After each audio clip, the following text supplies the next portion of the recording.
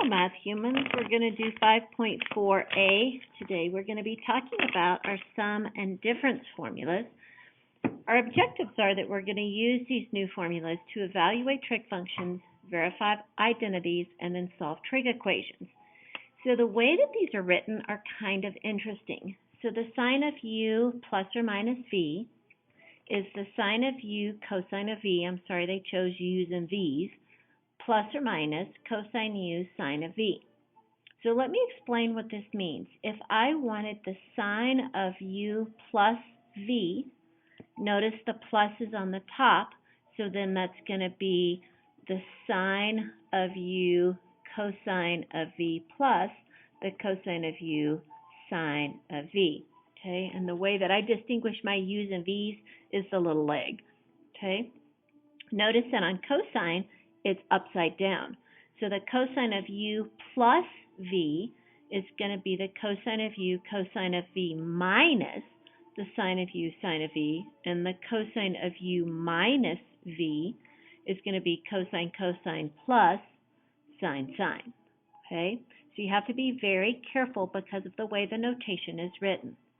The tangent of u plus or minus v, so let's do the tangent of u. It's going to be the tangent of u plus the tangent of v divided by, notice that the sign flips, 1 minus. So for the sum, it's going to be plus on the top, minus on the bottom. Okay? There is a secondary tangent equation that you can use, but it is significantly more work. I recorded it for you. The same rules apply with the plus and minuses, right? So in the numerator, it's plus for the sum, and in the denominator, it's minus. I probably 9 out of 10 times choose to use that first equation. So let's just jump right in with some examples. So for example number 1, I want to find the exact value of the sine of pi over 12. Now pi over 12 isn't a special, but I can turn it into a sum, and then I can find the exact value using my specials. I will tell you that for these types of problems, the hardest part is figuring out what your sum is going to be. I will always give those to you. Okay? So we're going to do the sine of pi over 12. I could write this as the sine of pi over 3 minus the pi over 4. And just for posterity, let me show you that this is equal to pi over 12. So if I do pi over 3 minus pi over 4, the lowest common denominator is 12, so I would multiply this guy by 4 over 4, and I would multiply this guy by 3 over 3, and I would get 4 pi minus 3 pi over 12, which is pi over 12. So because I would rather you be able to know how to use the sum and differences and then generate this, then we're just going to manage this. So I will always give you the inside portion of the function. So now our problem becomes the sine of pi over 3 minus pi over 4. I'm going to use the sum of a difference. So it's going to be the sine of pi over 3 cosine of pi over 4 minus the cosine of pi over 3 and the sine of pi over 4. And you can see now is when it's really important to know all of your trig ratios. Pi over 3, I'm going to do that one here. So this is pi over 3, it's a 60. So this is radical 3, 1, and 2. And my pi over 4s are easy because everything's the same. All right, so this is going to be the sine of pi over 3 is radical 3 over 2. The cosine of pi over 4 is 1 over radical 2.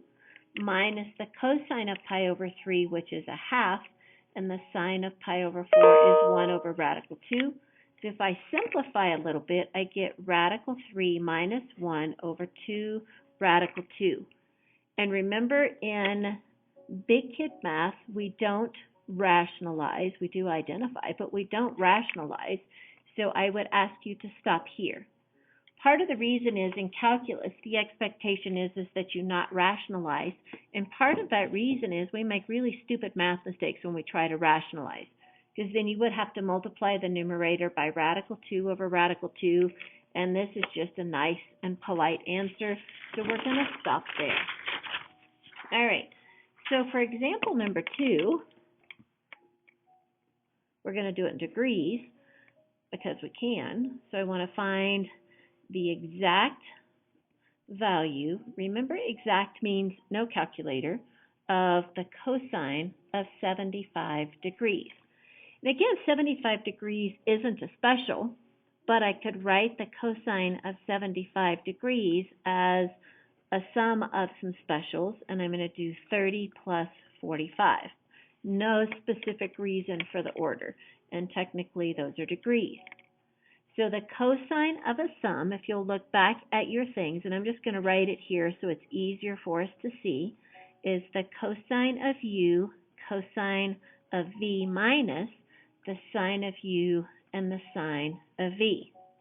So now I just start doing math, so my cosine of 30 plus 45 is going to equal the cosine of 30 cosine of 45 minus the sine of 30 and the sine of 45. So I'm going to draw my 30. This is a 30. So this is 1, radical 3, and 2. I'm not going to draw 45 because they're both the same. The cosine is going to be radical 3 over 2. The cosine of 45 is 1 over radical 2. The sine of 30 is a half, and the sine of 45 is 1 over radical 2. I put the fractions together, and I identify my answers well, and I'm going to get radical 3 minus 1 over 2 radical 2, and then I'm done. I'll say it again, don't rationalize, because if you make a mistake with your rationalization, then you get the problem partially wrong. Okay? Example number 3. Find the exact value. Kind of looks the same, but we're using all of those different formulas of the tangent of 255 degrees. And again, 255 isn't a special, but I can do 255 is equal to 300 minus 45. And there's probably other combinations that you could have done, but that's going to be the one that I choose to do. So I'm going to do the tangent of 300 degrees minus 45 degrees. And remember that, I'll write it over here, the tangent of u minus v is going to be the tangent of u minus the tangent of v divided by 1 plus the tangent of u times the tangent of v. And so now I just have to fill in my math. So this is going to be the tangent of 300 minus the tangent of 45 over 1 plus the tangent of 300 times the tangent of 45. Now, when you're doing sum and difference problems, I recommend that you not skip this step. Yes, I know it's a little bit tedious, but typically when we write that work down, I make less mistakes. The tangents of 45 are 1, so I'm not going to draw that triangle, but 300 degrees is in the 4th quadrant, and it's 60 degrees shy of 360, so this is a negative radical 3, 1, and 2. So now I can fill in my math. My tangent is going to be a negative radical 3 over 1. So I'm just going to write, I have a negative radical 3. The tangent of 45 is 1. Here's the 1 plus the tangent of 300 was a negative radical 3. The tangent of 45 was 1. And so in the numerator, I get a negative, I'm going to do the real number first, or the non-rational, minus radical 3 over 1 minus radical 3. And again, we're not going to rationalize, because if you wanted to rationalize in this one, now you would have to multiply by the conjugate of the denominator. So we're not going to work that hard. So I'm going to write the tangent of 300 degrees minus 45 degrees is equal to a negative 1 minus radical 3 over 1 minus radical 3. Okay, so not rationalizing is going to make your life significantly easier. All right, we have one more example. So we're going to do example number 4. And this one says, find the exact value of the sine of u plus v given, and they're going to give us some unique information, that the sine of u is 4 over 5, and then we're going to tell you that 0 is less than u is less than pi over 2, so it's in the first quadrant, and the cosine of v is a negative 12 over 13, and they're going to tell you that this one is in pi over 2 is less than v is less than pi in the second quadrant. So I'm going to do each one of these triangles separately. Sine is in the first quadrant, so I'm going to label this u. Sine is 4, this 5, so then this is 3 because it's a 3, 4, 5 Pythagorean triple. And this one, they told you that it's in the second quadrant. Cosine is negative. This is 13, and so this is a 5, 12, 13 Pythagorean triple.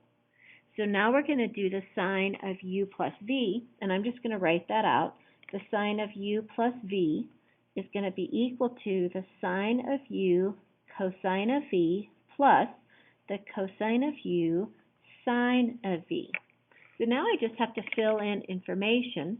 So I want to do the sine of u plus v is the sine of u. Well, the sine is 4/5 times the cosine of v, which is a negative 12 over 13, and then plus the cosine of u is 3/5 times the sine of v, which is 5 over 13. And you'll notice that it's very polite that the denominators are already the same. So this is a negative 48 over 13 times 5 is 65, plus 5 times 3 is 15 over 65. And when I do that math, I get that it's a negative 33 over 65.